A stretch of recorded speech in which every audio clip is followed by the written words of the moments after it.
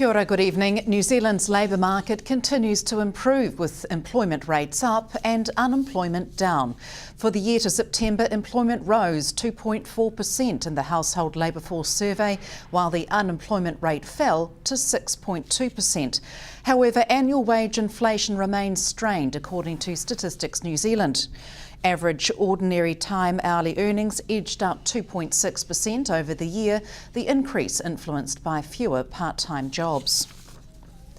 The Invercargill City Council is moving the Bluff Service Centre after it failed to comply with earthquake standards. The structure has been deemed a serious safety risk and the centre will be transferred to the Bluff Municipal Chambers, located next to the Town Hall on Gore Street.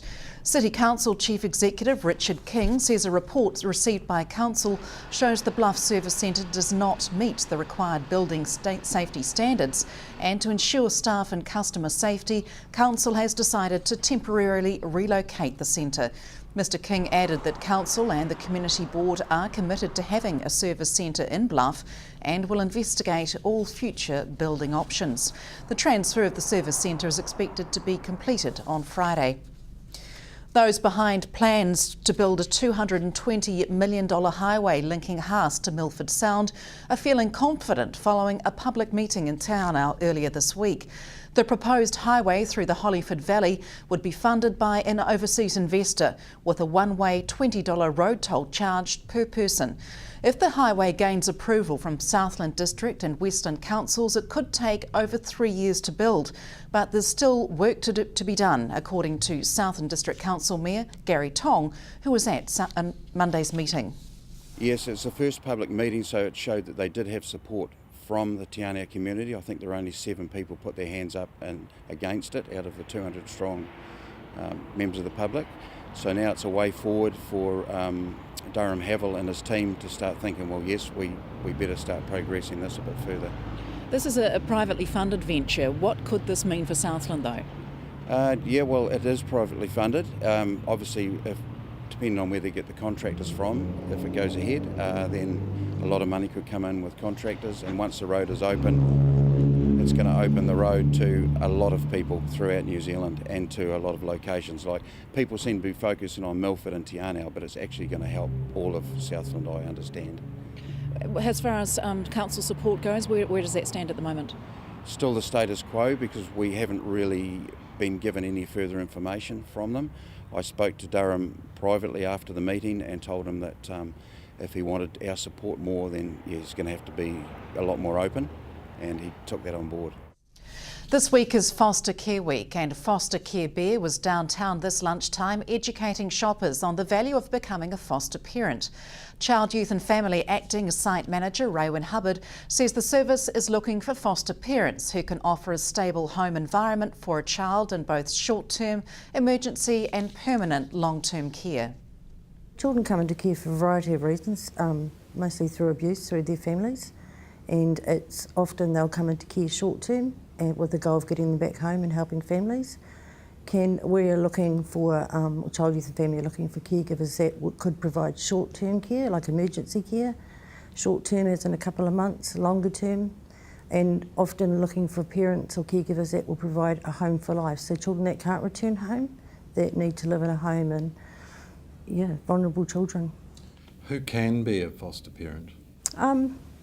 Any person in our community can apply to be a foster parent. Parents alone, single people, couples, older people. Like, there's no sort of category on who can and can't. I mean, of course we want someone with a little bit of maturity, but that doesn't mean to say younger people can't care either.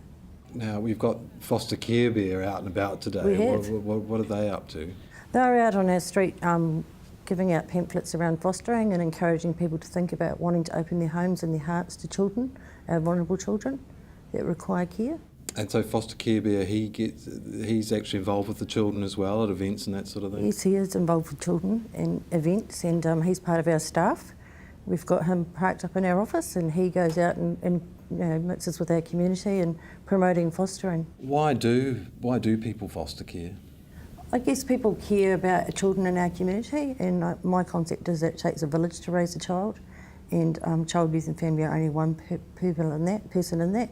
And there are a lot of families out in our community that do care for children that don't belong in their family, And I guess it's really rewarding for someone like me that sees a child come into care and see them develop and grow, and that they have lots of opportunities that may not have had. And so those foster parents are performing a real community service, aren't Absolutely. they? Very beneficial. Yeah, and they're extraordinary people caring for children, and some children with challenges, but it's about managing them and working through them. And it's great to see some children go on to live some really solid lives and do really well with the support from their caregivers. Talking about support, what financial support is there? You don't obviously have to be very well off. There are avenues for sourcing funding for foster parents? Yeah, Child, Youth and Family provide board payments, and it depends on the child's age as to how much that would be. We also provide other support, as in paying for school fees, school books, clothing, doctors, medical, so there's no additional cost to a caregiver to care for a child.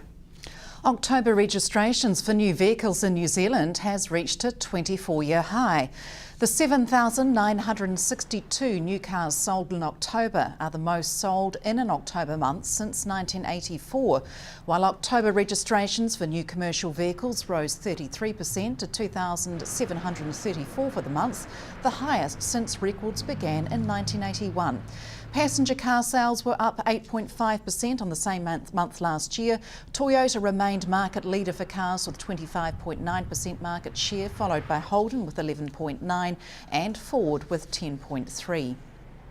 The Motor Industry Association claims new vehicle sales continue to soar on the back of growing economic confidence.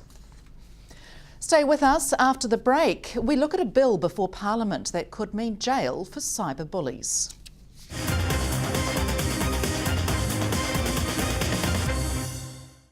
Welcome back. A bill has been introduced to Parliament with the aim of putting a stop to cyberbullying. It targets those who harass and harm others online and carries some serious consequences for perpetrators. The Harmful Digital Communications Bill aims to create a new civil enforcement regime for processing complaints through the District Court and provide a mechanism for quick and easy removal of harmful content from websites.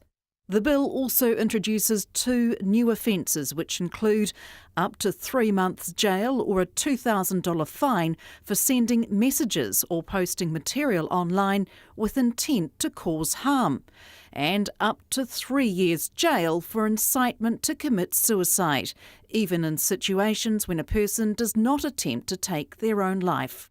Guidance counsellor Sandra Tyree says negative and damaging activity via texting and social message sites is a major problem for staff and pupils.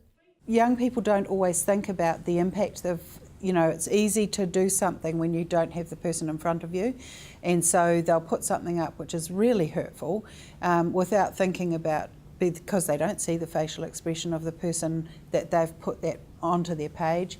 And so they don't get any immediate feedback that actually that's not okay and that shouldn't be happening. In fact, sometimes people kind of positively and reinforce that by saying how funny that was in their responses. And so the message of how damaging it is doesn't get through.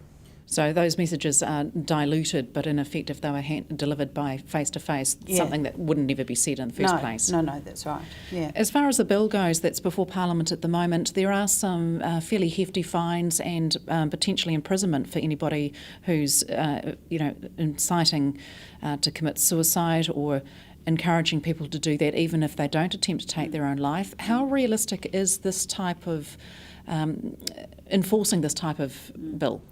I'm not sure how realistic it is. I know that when we contact the police because we're concerned about something, just the sheer being contacted by a police officer or by somebody in authority can have enough of an impact to make people realise actually that was a really stupid thing to do and I don't want to do that again.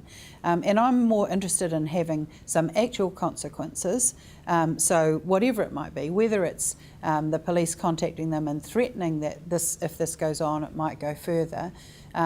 It's just about making people responsible for their actions. In terms of jail time and huge fines and those sorts of things, I actually see that as more of a problem for parents than anything, because kids can get themselves into a situation and then mum and dad have to help extricate them or give them the message about what they've done wrong. The bill would only apply to those aged 14 and over, but Mrs Tari says harmful online activity starts at a much younger age. According to Facebook, they have to be 14 to have a Facebook page, but many of them on our junior campus do, and there are negative stuff being put on those pages. So I'm seeing it from right through, right up to year 13, so our 18-year-olds as well. So that age group up to age 14, who in fact shouldn't be on Facebook but are, they are perhaps more immature in the respect of what they're putting out there personally and perhaps offending other people. Yeah. What would you suggest is a good way to combat that? Well, in that case, obviously parents are the best place to go for that. And if the police have to be involved, then they need to be talking to the parents. But as a school, we talk to the parents. If there is an issue with Facebook or with cell phones or anything like that, we talk to the parents and let them know that this is happening and try to get them to deal with the behaviour, because mostly it happens out of school actually. It's a home-based activity mostly. So the ones that are 14 and over, are you having the same levels of complaints around cyberbullying? Oh yeah, it's probably worse there. Like it does increase as they get older. And there's some nasty stuff. The stuff around posting inappropriate photos and those sorts of things can be incredibly damaging. She says ongoing education to improve children's awareness about what's appropriate online comes at a cost. It's certainly taking our time, and it takes not just my time but senior management time and dean's time as these things come up and we need to address them. So time that we could be spent doing other things gets sucked up using dealing with these things. Do you see that this kind of communication is going to take a toll on the mental health system for New Zealand going forward? At the moment, yes. I'm hoping that in the long run, we will adapt and that things will ameliorate, and so it won't be such a problem. But in the meantime, yes, there are young people who are ending up going to the Child, Adolescent and Family Service because they are in such a bad place as a result of some of the damage that has occurred to them, and needing other intervention as well.